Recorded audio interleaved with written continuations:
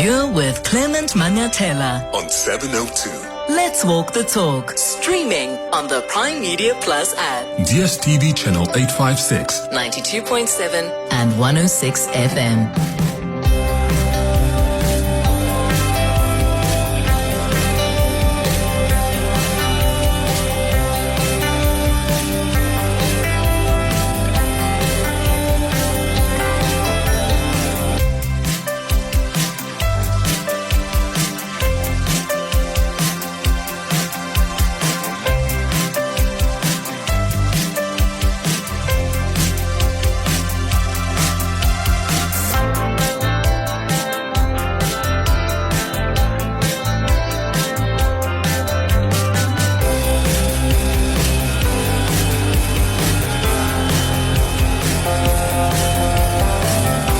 Minutes after 9 o'clock. Dumelang, good morning, bonjour. Welcome to the Clement Manyathela Show on this Wednesday, the 21st of January. It's great to have you with us here on 702. I wish you all the best with your plans, vandag. The 702 open line starts now. You can join the conversation on 011-883-0702. The WhatsApp line is 072-702-1702. So, the video footage of that accident in Vanderbijlpark that killed 12 children has been released. And it's very clear. It's from the dash camera of the truck that the Scholar Transport collided with. And in this footage, you can see that the Scholar Transport driver was reckless. He tried to overtake in a dangerous zone. He was completely careless. He could have avoided this. And I hope that he can be charged with murder and not culpable homicide. A strong message has to be sent out to everyone that when you drive recklessly like that, you could cause an accident and you could end up spending the rest of your life in jail. Remember the Jub case? What happened with the Jub case? When he killed those kids during that drag racing crash in Soweto, when was it? Was it back in 2010? He was initially sentenced to murder, if you remember. But on appeal, after I think 3 or 4 years later, that murder conviction was overturned and replaced with culpable homicide, which reduced his sentence. And the issue that was acknowledged there is the lack of intent to kill. So they couldn't prove that he intended to kill those kids.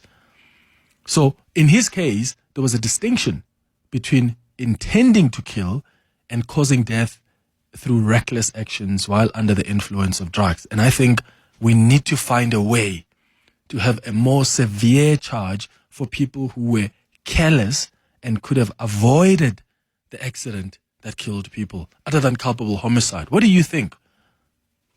I mean, if you could foresee that people may die as a result of your actions, and you go ahead with that action, and the people die, you knew that was a possibility. I mean, hence the legal principle of dolus eventualis. Isn't that what that legal principle is about? It's about eventual intent, isn't it? Where a person oversees a harmful outcome as a possible result of their actions, but they proceed anyway, accepting that possibility, even if they don't desire it. So that makes them culpable for that harm as if they intended it. Remember, that's what was actually argued in the case of Oscar Pistorius. Dolus eventualis. I mean, it differs from direct intent, obviously, where the result is the goal. So you intended for that result. But you are aware of the possible result of your actions. And I think this driver was aware that getting on this road, in this dangerous zone, the roads are not even wide enough. I think he knew that there's a possibility here that there could be a very dangerous accident that leads to these kids dying, and he still chose to go ahead with that action. He was aware of the possible result of his actions. Lawyers, where you at? Please, can you help us out here? And maybe you're not a lawyer, but you understand these legal matters.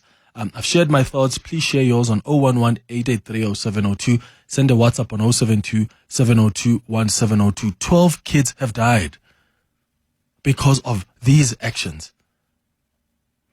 And we cannot accept that someone is just going to be charged with culpable homicide and they're out of jail after 8 years. Or maybe they could be charged for each individual death. Let me know your thoughts. Another issue I want us to discuss on the open line this morning is what I think is President Donald Trump's end goal with the so-called Board of Peace. So the Board of Peace is intended to comprise of world leaders, and the initial intention is to address the situation in Gaza. So this board will temporarily oversee the running of Gaza and manage its reconstruction. But guess what? The Palestinian Authority is not even invited to sit on that board. But the board will make decisions about Gaza, about Palestine in Gaza. But the Palestinian Authority is not even invited to sit on that board. Anyway, if you want a permanent seat on that board as a world leader, you have to pay about $1 billion. How that money is going to be managed, it's unclear. What this board will do is also expand to other conflicts around the world. Now, here's what I think, and I'm interested in your thoughts. I think that the US President, Donald Trump, what he's trying to do here is replace the United Nations. He wants to build an international system where powerful world leaders can sit and decide on conflicts around the world. And who knows what else they're going to decide on. Remember, the US is planning to withdraw from all these multilateral organizations. So it's not going to be a member of the United Nations anymore. Won't be with NATO anymore. Won't be with the World Bank anymore. The World Health Organization, you name it. There are a few people that he has invited to be part of this board. He invited, guess who? The Russian President, Vladimir Putin, who apparently is still considering that invitation. Can you imagine how dangerous this Board of Peace would be to the world? If you've got powerful world leaders sitting on this Board of Peace, if they decided to operate on their rules, on their desires, oh, you love that country, just take it. I will help myself with this one. What then becomes the role of the United Nations if powerful countries are moonlighting as members of this Board of Peace? And if you don't want to join this Board of Peace that Trump has established, he's going to punish you. He is now threatening 200% tariffs on French wines and champagnes to get President Emmanuel Macron to be part of the Board of Peace. If he follows through with this can have an impact on France. Bearing in mind that the United States is the largest market for French wines and spirits, with shipments at 3.8 billion euros back in 2024. But can you imagine how Americans will also feel? No French champagne? You think they're going to be happy with that? But that is a man who says, if I don't get what I want, I'm coming for you. What do you think is Trump's end goal with this Board of Peace? Do you agree with my view that he's trying to replace the United Nations, or do you see it differently? Give me a call on 011-883-0702. I'll take your WhatsApps on 072-702-1702. Clement Manyathela, streaming on the Prime Media Plus app. DSTV channel 856 92.7 and 106 FM. Hi, Clement. Re the bad driving of the taxi drivers. I actually think taxi owners should also be charged. They are complicit. They have these vehicles. They unroadworthy vehicles. They seem to be getting off scot-free. And I hear that actually the government owns government officials own most of the taxis anyway, so they're not going to do much. But I really think it shouldn't only be the taxi drivers. Thanks, Sonia. The legal principle. Good morning, Clement. Thanks for opening the show on a very interesting topic. So regarding the Scotland transport driver, 100% agree that his recklessness should be deemed as murder, not as culpable homicide. But the other issue is that you see drivers like this every day, the taxi industry, and just general everyday Joes, because there's no fear of remand or consequences from the law. So I think it's a good start, but then how we judge one should be how we judge all. Good morning, Dr. Manyathela, and good morning to the listeners. Clement, I've seen the footage. It is clear the guy wanted to kill these kids. It is clear. Because he had a chance to go back to his lane. Even the other taxis were opening the space for him. But he decided, no, I want to overtake as many as I could. Even putting other children at risk, of which he did. So I think for me, if the law would say that this is capable of homicide, they will be failing us. Honestly, this is a pure murder. Thank you so much. Selo from Sakana. Hey, morning, Clement, Aubrey and Fostoras. Clement, I think after viewing that video of the Val accident, you are right. This thing of culpable homicide, it doesn't work here. It was murder, Clement. That's why you see in aviation, in the planes, there's cockpit voice recorders and everything, so that even when an accident happens, we will replay and check who was at the wrong and if it was intentional or not. That one, Clement, you can see it was intentionally. Even the fact that he managed to save and avoid to be hit head-on collision. So he saved so that the truck can hit the other side of the taxi. So I would say it qualifies for murder, straight murder, Clement, no culpable homicide. As I'm saying, you can see on the recording that his intentions were there to kill those children. Thank you. Yeah, look, honestly, I don't agree with that aspect. I wouldn't take it that far to say he intended to kill the children. He just wanted to kill the children. And yeah, I could be wrong, but I don't think, at least that's not where my head is at the moment. Right? I do think he must be charged with murder, but I don't think he intended to kill the kids. And also, if you watch the video, you see that he quickly swerves because it could have been a head-on collision.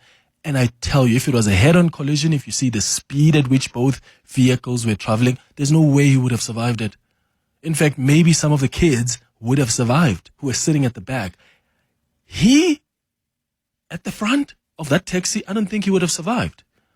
He survived because he swerved to the right and the truck hit the taxi from the middle. Now, my argument is that with Jub, there are some people who also said, yeah, but they clearly wanted to kill the kids. They took drugs, they got into their vehicles, they were racing on a road they shouldn't have been racing on. And initially the sentence was murder. But on appeal, the judge said, no, this is culpable homicide. And the sentence was reduced. And the issue, what that was dealt with was the lack of intent to kill. Because it's very difficult to establish an intent to kill, which is why I'm asking for lawyers to come in here. It's very difficult to establish, especially in accidents. There's a distinction between intending to kill someone and causing death through reckless actions while under the influence of drugs. Which is why I'm bringing in dolus eventualis, which is a legal principle of eventual intent. When you, as a driver of this taxi, you foresee a harmful outcome. And in this case, there's no way he didn't foresee that if I get on this road and I overtake these many vehicles, there's a truck coming, he can see it. Any rational person can see that I am likely to hit that truck, and this, because the truck is bigger than this vehicle and we are driving at such high speed, there is likely to be casualties. So yes, you may not desire the casualties as a taxi driver, but you proceeded with your action, accepting that there's even when you've accepted that there's a possibility that there may be casualties. Excuse me, and I'm saying on that basis, this man has got to be charged with murder. There's no way we're losing 12 kids and someone is just going to go to jail for 8 years and is out because they were charged with culpable homicide. No ways. It's 23 after 9. Your voice. Your station. Your open line. Walk the talk with Clement Manyathela. On 702. Sibongile, you calling us from Randburg. What do you want to say about the U.S. president? Yeah, first of all, I also agree with all your points about the taxi driver. But what I wanted to say about the U.S. president, I think, is that we are in an era where, in the same way that Hitler was around, that there's a new world order that's being formed. It may eventually look like a parallel organization like the United Nations, Yes. but I think it's far bigger and far darker. Far dangerous, hey? far more dangerous because I think it is an order where it's driven by narcissistic, patriarchal, white imperialist male energy that wants to keep its power. And I don't think some people are saying it's at a brink where imperialism is dying. I don't think it's going to die down that easily. But what it is asking us is that those of us who do believe in peace, who are probably from the global south, we need to rise up far stronger and far more determined than what the likes of the Netanyahus and the Trumps are doing right now, because it is so dark that we can't even imagine what it's going to be like, because they're holding on to a belief that they are the race or the men or the powers that should rule the world. And they will do whatever it takes to hold on. It's actually quite scary, Sibongile, thinking about it. I want you to actually listen to what the Canadian Prime Minister, Mark Carney, said in Davos yesterday. You probably have heard this clip before, but listen to it attentively again. Because I think there you've got a man who is basically calling on middle powers to stop mourning the old world order. He says, let's create new alliances to oppose these pressure tactics and intimidation, because what's being built, this board of peace, as Bongile says, it's far darker. And the consequences are going to be so severe for all of us. Listen to what the Canadian Prime Minister said yesterday in Davos. We knew the story of the international rules-based order was partially false. That the strongest would exempt themselves when convenient. That trade rules were enforced asymmetrically. And we knew that international law applied with varying rigor depending on the identity of the accused or the victim. This fiction was useful. And American hegemony in particular helped provide public goods, open sea lanes, a stable financial system, collective security, and support for frameworks for resolving disputes. So we placed the sign in the window. We participated in the rituals. And we largely avoided calling out the gaps between rhetoric and reality. This bargain no longer works. Let me be direct. We are in the midst of a rupture, not a transition. Over the past 2 decades, a series of crises in finance, health, energy, and geopolitics have laid bare the risks of extreme global integration.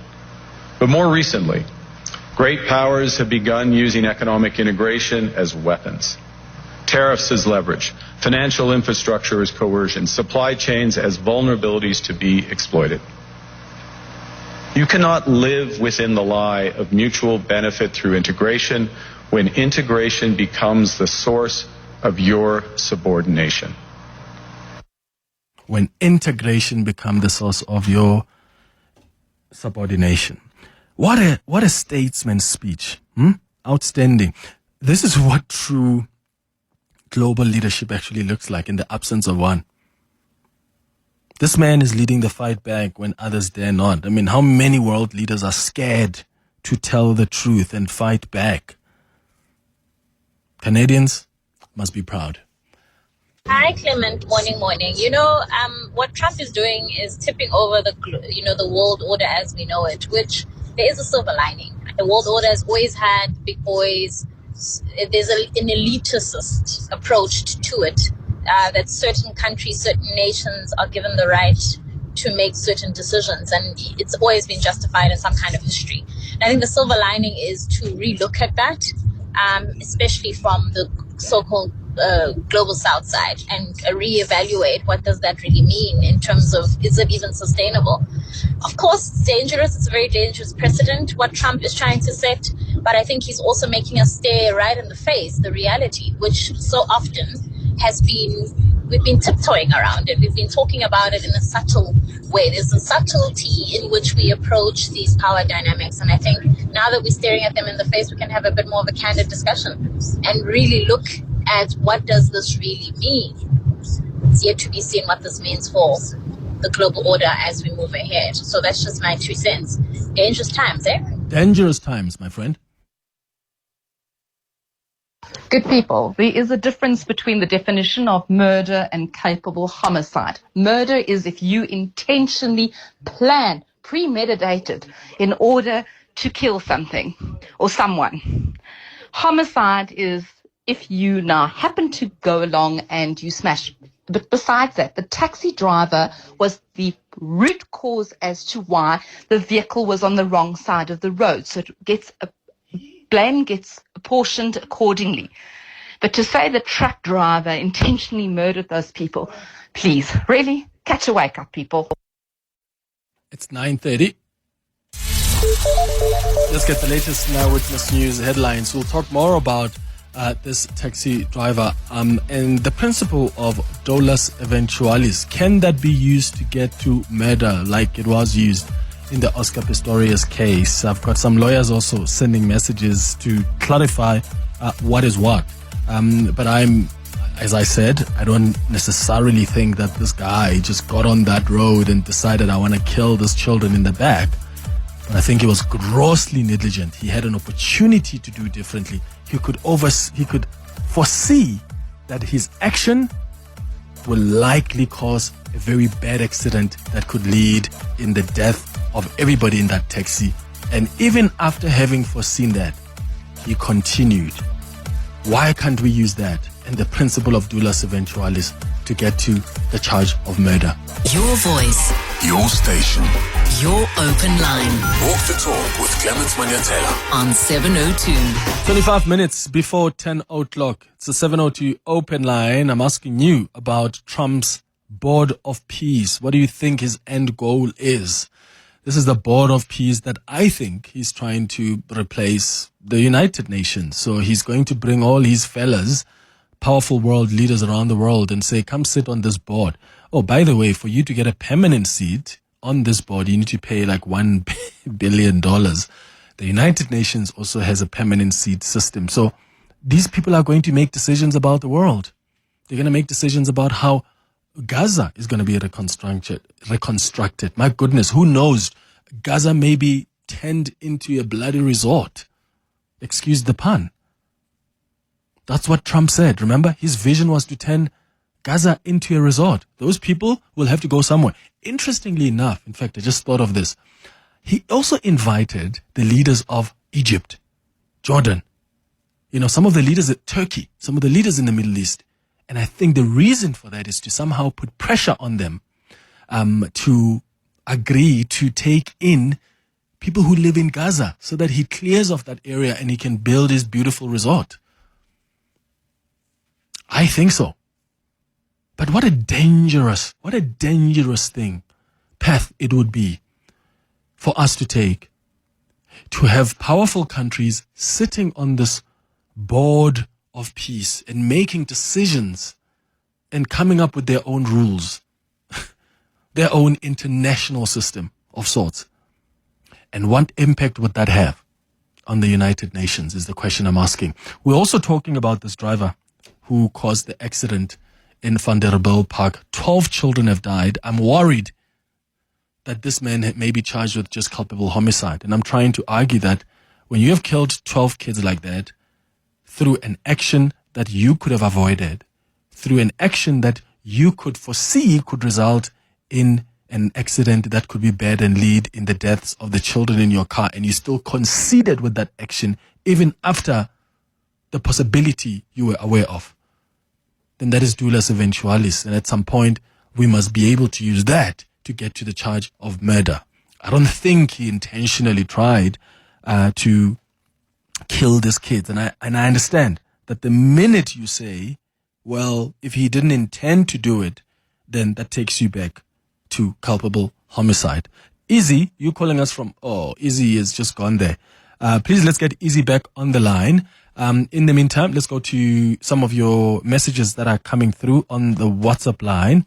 Let me start with some text before we go to voice notes. One says, hi, Clement. While losing 12 children is horrific, I doubt that you can equate recklessness with intent to murder. There's a huge difference, and the sentence should reflect that.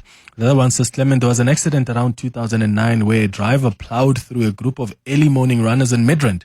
Really tragic. I think 8 were killed.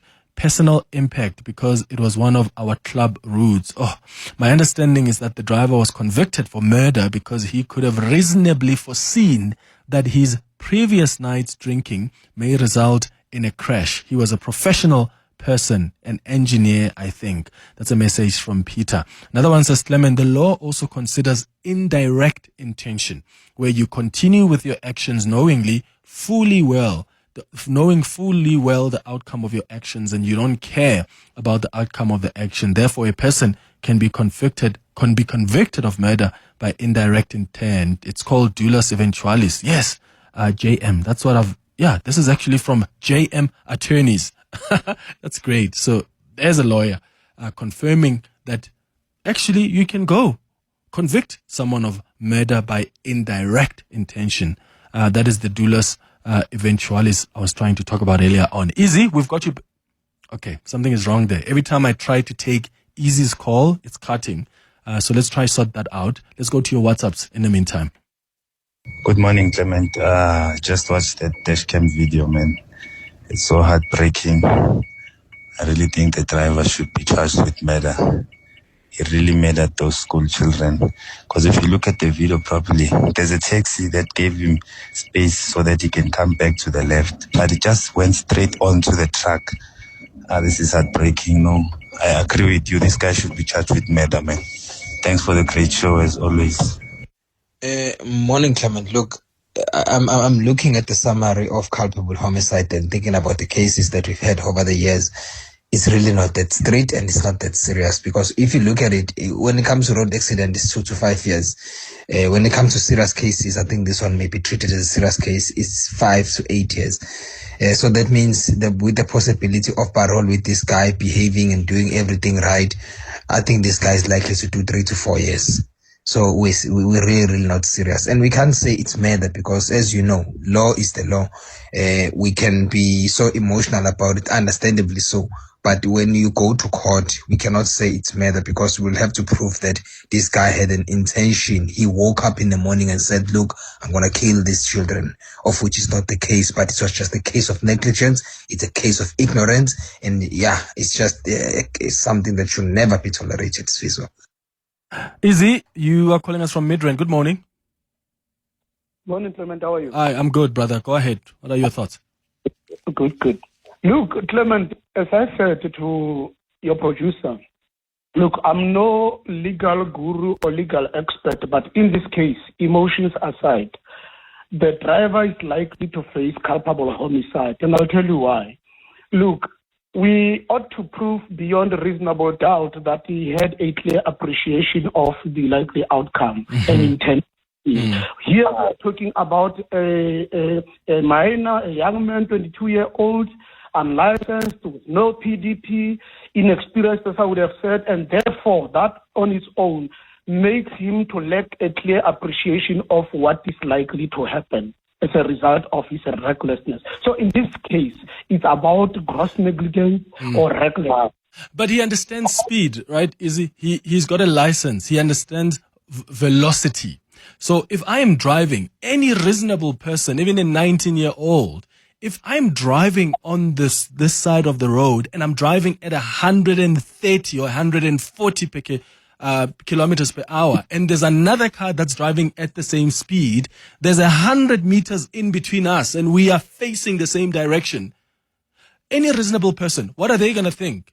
That the two vehicles are just going to bump each other a little bit and then nobody dies and there's no huge impact that leads in the lives of people in both vehicles at that velocity? Isn't that a reasonable thing? Look, Clement, partly you are right, but hence the question of expertise and experience becomes a critical factor here. I repeat, the young man is inexperienced, wet behind the ears. He lacked an appreciation of what is likely to happen. For any other person in his position, he would have known or appreciated that this might result in an accident, however, not necessarily a tragic one or a fatal one. And that's my take. All right, Easy. Thank you so much for your take in Midrand. Do you agree with Easy there about the issue of experience, that may also be a factor here? But guys, if we're really trying to argue the issue of reasonability, you want to argue beyond reasonable doubt that this person could foresee, any rational, reasonable person, if you are driving at 130 kilometers per hour, there's another car that's driving at an equal or higher speed, there's 100 meters between you guys or less. What did you think is going to happen? And the other vehicle is a truck and you're driving a smaller vehicle. What do you think is going to happen? The reasonable thing to think of is, oh my God, there's going to be a head-on collision and the impact is going to be so severe, more so on me as a smaller vehicle, and that can lead to people dying. So what do? I go back to my lane. That's the most reasonable thing to do. So if we're going to test reasonability and rationality, I think anyone else who has a license, who gets on the road, when they look at velocity, that's a reasonable conclusion to get to. You are likely not to survive when you drive at that speed and the vehicle you are approaching is driving at an equal speed and there's not a lot of distance between you guys. John, John is gone again. We'll try to get John on the line. Let's get some WhatsApp voice notes. Morning, Clement. Morning, 702. No, that guy must be charged with murder because, number one, he's going to fail the test of a reasonable man. A reasonable man wouldn't have done what he has done. He was intentionally doing what he has done, the end results, like killing the children. He have foreseen that that was not going to be possible, and still he went on with it. And the other thing is driving without a professional driving permit. So he was intending to do harm, by just not even having permitted to drive, to carry passengers and goods. So his intention will be proven in many ways. Khotso from Naledi. Good day, Clement. Clement, I just saw the video on the socials, and it's really devastating that it happened in that fashion, because from my view is that the guy had a chance to veer off to the left and save the children, right? But however, he chose to go to the right-hand side where already the truck was already moving into, and that's why the collision was deadly. But I believe that whenever you get a PRDP which permits you to load people, there should be a basic level of defensive driving that you actually go through before you actually get the PRDP, right? And to prevent such atrocities and death in large numbers, because you are loading about 13 to 14 people at a time. You should at least have some level of basic training to avoid taking such risks.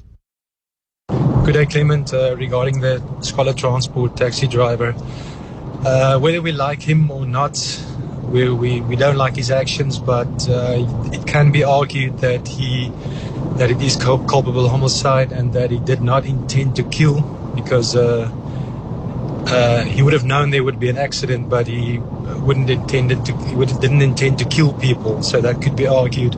I think the wording of the law should change, and a higher burden should be put on any transport of children or school children. Thank you, Joe. Your voice. Your station. Your open line. Walk the talk with Clement Manyathela on 702. John, you calling from Johannesburg. Good morning. Good morning. Hi, yes, John. Mr. Clement, how are you? Sharp, man. Yes, Go ahead. Very well, thank you. Yeah, thank you very much, Clement. So my comment is regarding President DJT's Board of Peace. So I'd like to just slightly differ from your assertion that this particular proposal of the Board of Peace is going to be dangerous. So my point is that this Board of Peace will not be any more dangerous than the current United Nations Security Council will be. So the current United Nations Security Council currently consists of about 5 permanent members. These are, basically powerful countries in the world: Russia, China, France, UK, USA. So these countries, even though, despite being part of the United Nations, they have always done whatever they want anywhere else in the world, despite all, objections. United Nations, right? There are several examples from, even from current history. Look, let us, they've, started wars in Iraq, Afghanistan, France, in Libya, as recently as 2012 under the leadership of President Barack Obama, ending up in the brutal murder of Gaddafi in the streets of Libya, right? He was basically just killed like an animal on the streets. Despite all the UN, objections and all of that, right? Russia, we all know, they're currently, busy with Ukraine, Crimea. China is busy, annexing Taiwan and all of that. All of these have, these countries have basically gone out to conquer all of these countries despite being members of the United Nations. So if they have done that now, it's still going to be basically the same thing even as members of the Board of Peace. So it's already, what will happen there is already happening right now. That's all that I want to say. John, and I think, and I take your point, John. I think you make a fair point. We have spoken a lot of times on the show about the Security Council and these powerful countries who still do whatever they want, and all the United Nations can do is condemn them. I suppose, at least when you are part of the United Nations, there's still some kind of rules-based order of sorts. So it's a rules-based multilateral organization, and I feel like if you thought what they have done while they were in the United Nations was worse, well, wait until they operate outside of an international rules-based order and they are on their own. I think it's in that moment when they're going to have carte blanche to do whatever they want without thinking twice, because they're not part of any institution where they must justify their actions like they have to the United Nations before. So I take your point. But my argument is, if you thought what they have done while they were with the United Nations was worse, well, wait until they've got no rules. Wait until they don't have to think twice. Wait until they don't need to account to anyone. Wait until they have carte blanche to do whatever they want because they're some powerful country and they don't need to justify their actions to anyone. I think there we're going to see the consequences. Stephen, you're calling us from Alberton. What do you want to say? Good morning. How's it, Clement? I'm all right, man. Go ahead. Very quickly, and I don't want this to come out as though I am saying this is okay, the accident that has happened, and in any which way. So there might be some things that will be tested by the processes of law that are going to come out of this. There are things, I think, extenuating circumstances or mitigating circumstances or pressure points that this boy might have been under that are going to come out. I'm going to speculate and speedball a lot to say, take for an example, this man could have been rushing for a sick mother or a sick granny back home, and he needed to deliver the boys to their respective schools, and he kind of was under pressure. He could have been trying to get back to another load of passengers, maybe to a place of work or somewhere. There's always extenuating circumstances that explain. But to say it's murder, I think it could be overstretching it. However, I do agree to say when processes are tested by the legal machinery, there must be circumstances that are taken into account to say this was gross negligence, and maybe we shouldn't consider 5 to 8 years. Maybe we should consider even more. And I don't agree with people when they say it's lack of experience. I think the proper word could have been lack of emotional quotient to anticipate the outcome. Maybe then you shouldn't be on the road then, Stephen, hey? If you don't have that. I hear you, but you don't get tested for that when you go to driving school and when you go to get tested. You're not get tested by EQ for EQ. So what I'm also saying very quickly to let you go on this is that whichever way we want to look at this, there are already precepts that are established by law to test these things. But I'm thinking there will be mitigations and extenuating circumstances that are going to come out of this. And just for us, look, we are arguing and debating from point of unknowing. We don't know what we don't know. You know, I was saying to your producer now, I'm a diabetic, right?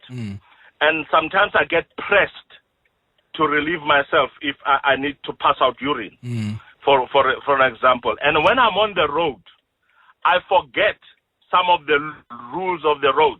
Oh, okay, you know, I take calculated risks, but I would also go on the yellow line because I have to get to the next ablution facility as soon as I can and as quick as I can. This way I'm peeing on myself. You know, there's always extenuating circumstances and mitigating circumstances that presses individuals to do things that are unfathomable at the point until they are tested and brought to the force. Then we have a little bit of understanding, even though it may have been tragic and lives are lost. Absolutely. You know? I hear that, Stephen. And I mean, if I'm a judge in that, I'd like to know that, okay, cool. What's the worst that could have happened if you didn't take the yellow line? You could have peed on yourself. That's the worst that could have happened. Were you going to die peeing on yourself? No. What's the worst that could have happened when you took the yellow line? You could have crashed a car and you could have killed 12 kids. Do you get it? So even mitigating circumstances and reasons must still be reasonable and rational. No, absolutely. But at the point when you do it, you're not thinking that far, and you rely on your experience of driving and taking calculated risk and all those. But I give it to you, and I agree fully that he must be brought to book and the processes of law must be, but there will be all other factors coming out of this one. Yeah, Stephen in Alberton, appreciate your thoughts, brother. Lesego, you are in Bryanston. Good morning. Morning, Clement. Sure. You know, I'm listening to people trying to come up with rational thinking around this, and it does not make sense. One, it's got nothing to do with age, but lack of knowing that you're not going to be held accountable. We see that every day, every morning when I drop off my boy at school, I see people driving on oncoming lanes because why? They know they're not going to be held accountable for it. I see it's almost as if it's embedded in us to say, Bazoba strong. I could see that the drivers, you know, whether it's a taxi, whether it's an individual in their vehicle, people do not care. They just do as they wish, whether they're young, whether they're old. So, number one, I go back to Stephen's point where maybe your age, no, it's got nothing to do with age. If you're going to overtake more than 2 cars at a time, you're carrying people's kids in the car. What do you think is going to happen if something goes wrong? Let's say that the worst did not happen. These kids were injured. They were still going to be injured, and they were going to have to go for trauma counseling because of your, negligence and, just don't care attitude. Got it. Lesego in Bryanston, thank you. Jeremy, you're in the Johannesburg CBD. Hi. Hi, Clement. Look, I tend to agree that rationally you would anticipate that something's going to happen, but experience does play a role. I think if you're driving in a car and you're driving as your example, at 100 kilometers per hour or whatever the case might be, you're not aware what the other drivers are driving at what speed. So you are thinking that you can make it, but not guaranteed. There's no guarantee that you're going to make it. You're just anticipating that you can. And experience tells you that you can see the car coming, you would have to pull over. If you're inexperienced, you're going to try that move. And I think until the driver knows everything about the surrounding, he can't be held responsible that he absolutely knew that he was going to make it or not going to make it. All right, Jeremy in the Johannesburg CBD, thanks for your contribution. It's 2 minutes before 10.